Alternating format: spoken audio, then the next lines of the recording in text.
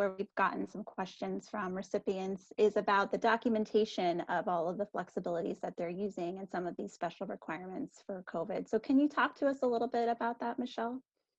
Yeah, sure. So for the Office of Inspector General and the GAO, we know that there was funding provided for the OIG to come in and do audits on the agencies.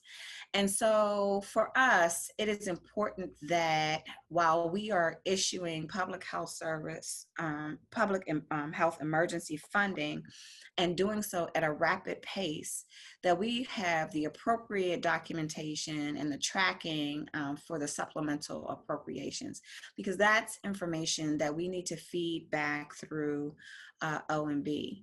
We also want to make sure that there is no fraud, waste, and abuse as it relates to getting these fundings out. And of course, we know that our recipients are very carefully documenting and trying to make sure that we are addressing this public health emergency in a manner that I don't think we could ever even conceptualize. And I think when we look back at all of the work that we've done and all of the documentation that we've stacked up against this horrible virus, I think we will be proud to look back and say we addressed our responsibility, our financial responsibilities. We've addressed the scientific need, and we've also been very kind in the administrative flexibilities that we've extended to our recipients and to our applicants.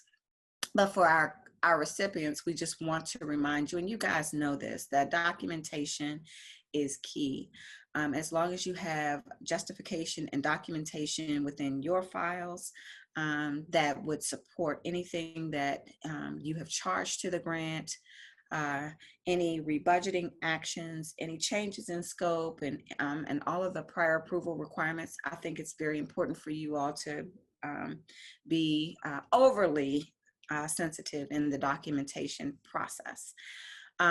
We also know that there are standing requirements within our regulatory processes that allow for us to document.